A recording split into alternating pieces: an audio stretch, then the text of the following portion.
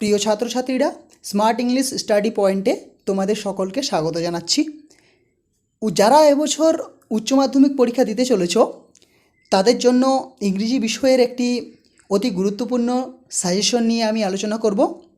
এবং তোমরা দেখতে পাচ্ছ যে 3 কোয়েশ্চেন অর্থাৎ লিও টলস্টয়ের লেখা 3 কোয়েশ্চেন থেকে যে সমস্ত এমসিকিউ এবং এসিকিউগুলি পড়লেই তোমাদের জন্য একদম কাফি, বা এই সমস্ত প্রশ্নগুলির বাইরে কিন্তু তোমাদের কোনোভাবে কোনো রকম প্রশ্ন কিন্তু আসতেই পারে না। তো যারা ভিডিওটিকে দেখছো অবশ্যই অত্যন্ত মনোযোগের সহিত দেখো। মাথায় রাখবে, যারা এই কয়েক মিনিট নষ্ট করে এই ভিডিওটিকে দেখছো বা কাজে লাগিয়ে দেখছো, তাদের আমি বলছি তোমাদের 100% গ্যারেন্টি সহকারে বলা হচ্ছে যে এই সাজেশনটি তোমাদের একদম 100% কার্যকর হবেই হবে, কারণ এর বাইরে কিন্তু কোনো প্রশ্ন তোমাদের আসবে না। চলো শুরু করি মূল আলোচনা। প্রথম প্রশ্ন, in reply to the first question some set to draw up in advance. আমি সরাসরি আনসারটা বলে দিচ্ছি। এখানে আনসার হবে কিন্তু option B, calendar. According to the others the most necessary people to the jar war. উত্তর হবে all of this. The hermit receive none but. আনসার হবে কমন ফল্ক। 4 নম্বরটা দেখো, দি হারমিট ওয়াজ। এক্ষেত্রে তোমাদের আনসারটা হবে ফ্রেইল অ্যান্ড উইক, অর্থাৎ অপশন ডি। 5 নম্বরটা দেখো, the title tsar belong to. এখানে উত্তর হবে তোমাদের option B, the president of Russia. 6 দাগেটা দেখো, দি হারমিট নেভার কোয়েটেড।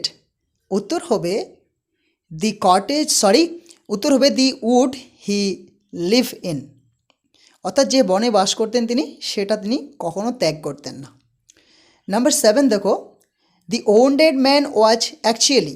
উত্তর হবে দি জার্স এনিমি, অর্থাৎ এখানে তোমাদের অপশন বি হবে enemy of the tsar. Okay, next 8 দাগেরটা দেখো, when the tsar approached the hermit he was. উত্তর হবে ডিগিং দি গ্রাউন্ড, অর্থাৎ অপশন বি। নেক্সট 9 দাগেরটা দেখো, the wounded man planned to kill. উত্তর হবে the tsar. The tsar slept profoundly in the hermit's place as. উত্তর হবে হি was tired. তারপরে দেখো 11 দাগেরটা, according to the hermit the most important time for one. উত্তর হবে প্রেজেন্ট টাইম, অর্থাৎ বর্তমান সময়টা। নেক্সট দেখো 12 দাগেরটা, the bearded man was wounded by. উত্তর হবে দি জার্স বডিগার্ড, অর্থাৎ অপশন ডিতে দেওয়া আছে সেটা। 13 দাগেরটা দেখো, the tsar asked the hermit. উত্তর হবে কিন্তু 3 কোয়েশ্চেন্স, অর্থাৎ অপশন সি। 14 দাগেরটা দেখো, the answer that learn man gave the jar war. উত্তর হবে ডিফারেন্ট, অপশন বি। 15 দাগেরটা দেখো, when the king went to the wood to meet the hermit he left behind his. উত্তর হবে বডিগার্ডস, অর্থাৎ অপশন সি। 16 দাগেরটা দেখো, when the tsar offered the help the hermit he. উত্তর হবে অ্যাকসেপ্ট দি help, অর্থাৎ 16 দাগেরটার উত্তর হবে কিন্তু অপশন এ। সো দেখো, যে সমস্ত প্রশ্নগুলো আমি আলোচনা করতে চলেছি এই সমস্ত প্রশ্নগুলোর বাইরে তোমাদের কিন্তু কোনোভাবেই কোনো রকম এমসিকিউ আসতে পারে না। এরপরে আমরা এসিকিউ নিয়ে আলোচনা করব।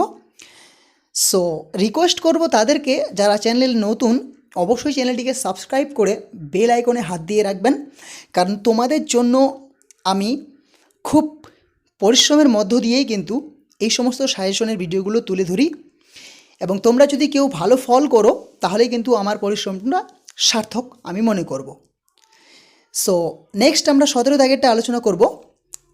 The tsar stopped and repeated his question to the hermit after digging. Answer হবে 2 বেডস।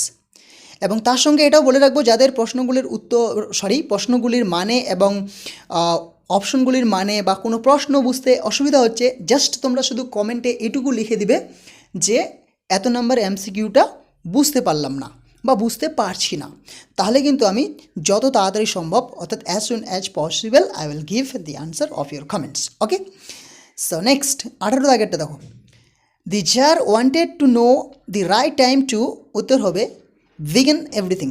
নেক্সট 19 দাগেরটা দেখো, to answer the 3 questions the tsar had invited, উত্তর হবে স্কলার অ্যান্ড লার্ন ম্যান। 20 দাগেরটা দেখো তোমরা, the tsar had executed the bearded man's, আনসারটা হবে কিন্তু অপশন ডি ব্রাদার।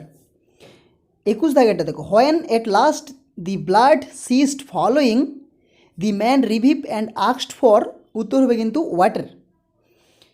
22 দাগেরটা দেখো, some suggested that the tsar should have a council of wise man to, এখানে উত্তর হবে তোমাদের option B, help him to fix proper time for every action. 23, each time the hermit stuck the spade into the ground he breath, উত্তর হবে কিন্তু heavily. তারপরে দেখো, having taken leave of the bearded man, the tsar, অর্থাৎ যখন দাড়িওয়ালা লোকটা সেখান থেকে চলে গেছিল, তো রাজা বা সেই জার কী করেছিলেন, এখানে কিন্তু উত্তর হবে went out into the porch and look around for the hermit, অর্থাৎ অপশন সিটা। 25, দি most necessary man is he, answer হবে উইথ হুম ইউ আর, যার সঙ্গে তুমি আছো, অর্থাৎ অপশন বি। নেক্সট দেখো তোমরা, when the tsar went out into the porch and looked around for the hermit watch, উত্তর হবে কিন্তু সোয়িং বেডস, অর্থাৎ তিনি বীজ বপন করছিলেন। The hermit was wildly renowned for his, উত্তর হবে উইজডম। 28 দেখো, the tsar went to visit the hermit in, উত্তর হবে সিম্পল ক্লথস, অর্থাৎ সাধারণ পোশাক পরে গেছিলেন তিনি, আমি এটাই বলতে চেয়েছিলাম। ওকে, সো নেক্সট দেখো 29, seeing the tsar the hermit, উত্তর হবে greeted him and went on digging, অর্থাৎ অপশন ডি তোমরা দেখতে পাচ্ছ। 30 নাম্বারটা দেখো, এবং এটি তোমাদের লাস্ট এমসিকিউ, এরপরে আমরা এসিকিউ আলোচনা শুরু করব। এখানে বলা হচ্ছে তোমাদের, the wounded man swore to revenge himself on the tsar because the tsar, উত্তর হবে অপশন ডিটা executed his brother and seized his property. So এবার আমরা চলে আসি এসিকিউতে। Question number 1, why did the learn man come to the tsar, অর্থাৎ শিক্ষিত ব্যক্তিরা বা জ্ঞানী ব্যক্তিরা রাজার কাছে কেন এসেছিলেন। এক্ষেত্রে তোমাদের উত্তরটি হবে, the learn man came to the tsar to give the answer of the tsar's 3 question. Okay, next দেখো তোমরা number 2, what question did arise in the mind of the tsar, অর্থাৎ রাজার মনে কী কী প্রশ্ন উদিত হয়েছিল বা রাজার মনে কী কী প্রশ্ন এসেছিল। অথবা এই ক্ষেত্রে তোমাদের বলে রাখছি তোমাদেরকে যে 3টা যে কোয়েশ্চেন রয়েছিল, what is the first question of the tsar and what is the second question of the tsar, অথবা what was the third question of the tsar, এগুলো কিন্তু তোমাদের জন্য সবচেয়ে বেশি ভাইটাল কোয়েশ্চেন।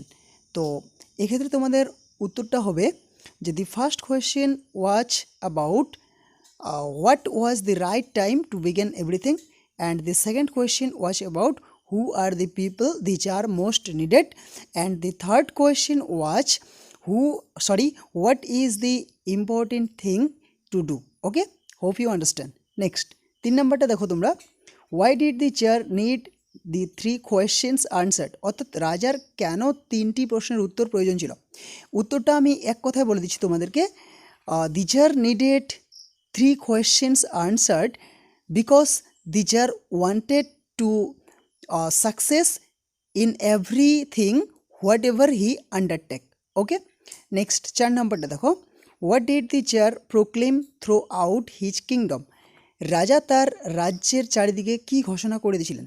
তো উত্তরটা হবে, the jar had proclaimed throughout his kingdom that he would give a great reward to anyone who could answer his 3 questions. Okay, next number 5 দেখো, what answer did the learned man give to the first question of the jar, অর্থাৎ প্রথম প্রশ্নের উত্তরে বিদ্বান ব্যক্তিরা বা শিক্ষিত ব্যক্তিরা রাজাকে কি উত্তর দিয়েছিলেন।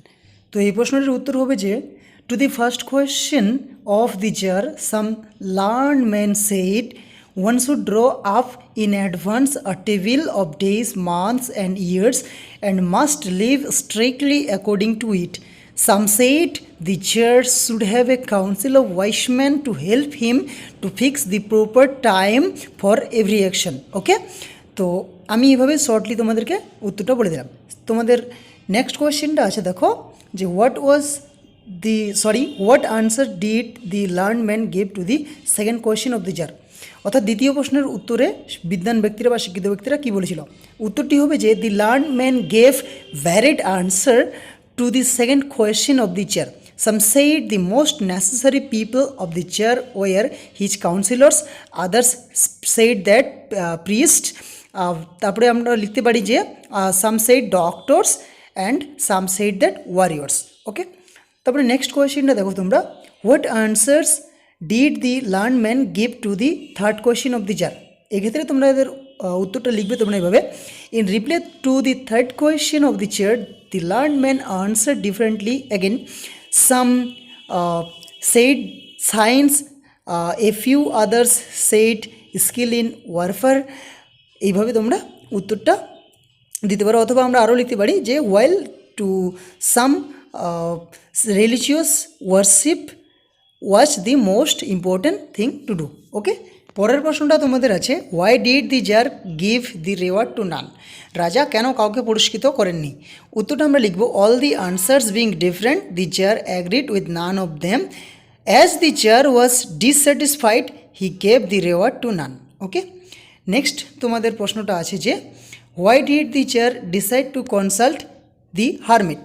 দি tsar disagreed with the varied answer of the learn man, but he still wished to find the right answer to his questions.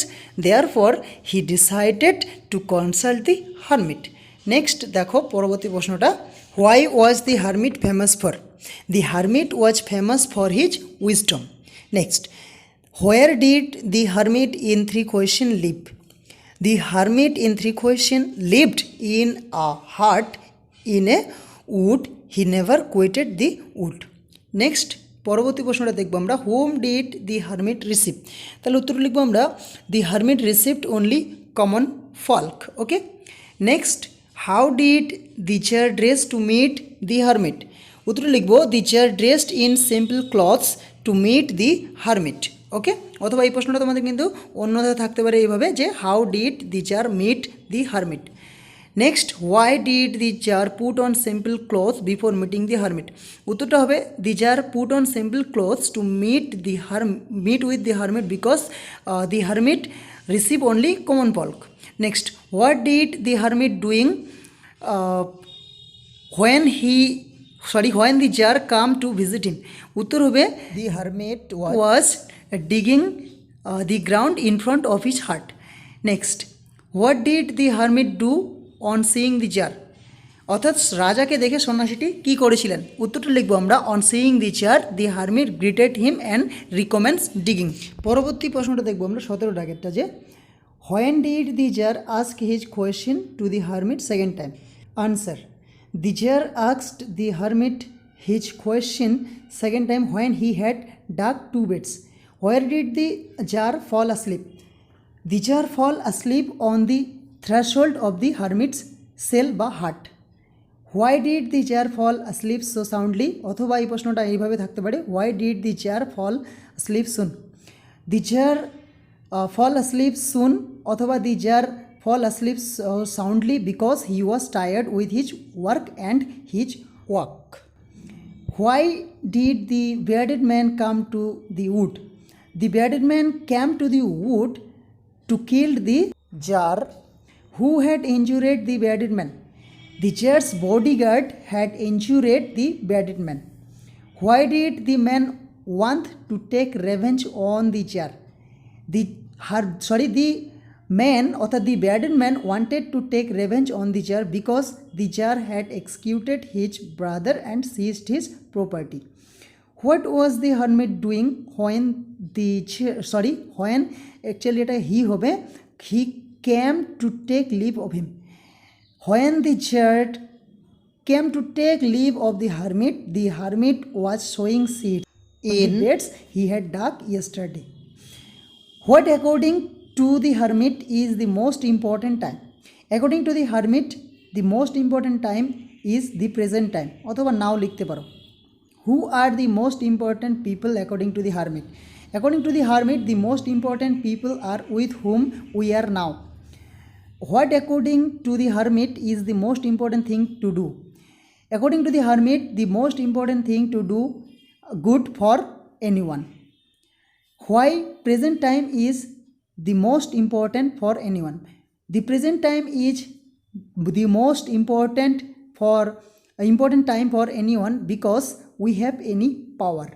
Now, what did the chair promise to the bearded man? The chair promised to the bearded man that he would restore the bearded man's brother's property. What did the bearded man promise to the chair? The bearded man promised to the chair that he would serve him as his most faithful slave and beat his sons so. Next দেখো, what